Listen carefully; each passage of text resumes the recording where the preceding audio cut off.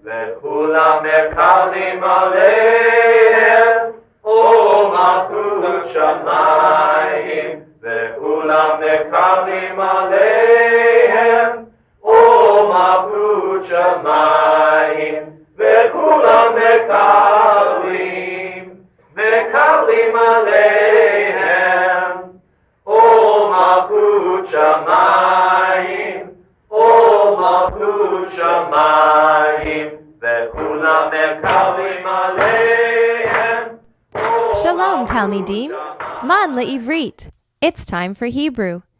The name of our Torah portion this week is Vayishlach, and it means and sent. Let's open our Search the Sidra workbooks to lesson number 8. As I begin reading through our vocabulary, I want you to pay close attention to all the words. I want you to look for prefixes and suffixes that you are familiar with as I read. Remember, at the end of this year, you'll be on your own reading Hebrew from the text. You will have to be able to pick out the prefixes and suffixes for yourself. So why not practice now? Let's begin looking at our vocabulary. The first phrase, Vayishlach Yaakov. Vayishlach Yaakov. And sent Yaakov, Jacob. Secondly, we have the word malachim. What prefix or suffix do you notice in the word malachim? If you keenly picked up on the yud mem sofit at the end of the word as being a plural form to the word messenger, good for you, kol hakavod. Malachim means messengers. Our next word, lefanav, means before him. Next we have el asav achiv, meaning to Esau, brother his. I would like to point out something now. It's a new suffix. The two Hebrew letters yud vav, when placed together at the end of the word, often mean his or him. You can see this example in our third word, lefanav, meaning before him. You can also see it in the fourth phrase, el esav achiv, his brother, achiv.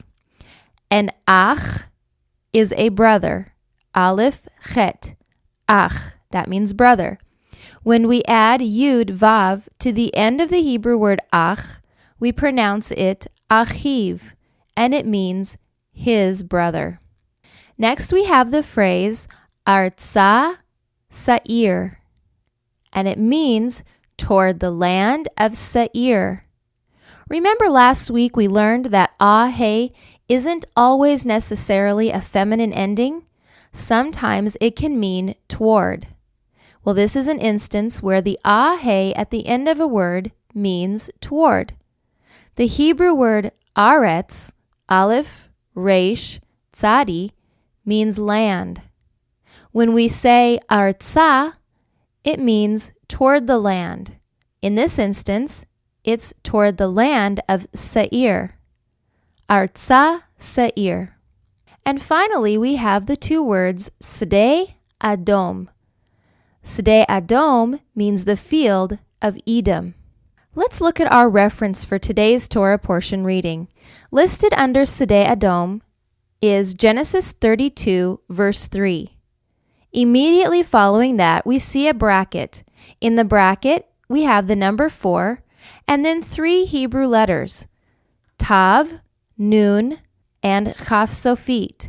Tav, Nun, Chaf Sofit form the acronym for the Hebrew word Tanakh. The Tanakh means Torah, Nevi'im, and Ketuvim. The Torah, the prophets, and the writings. The discrepancy we find this week in our Hebrew verse enumerations will only be the first of many that we will come across. So don't let that confuse you, but do let it encourage you to purchase for yourself a Hebrew text Bible. I strongly recommend buying a Hebrew Bible that has all of the vowel points and markings already printed in it.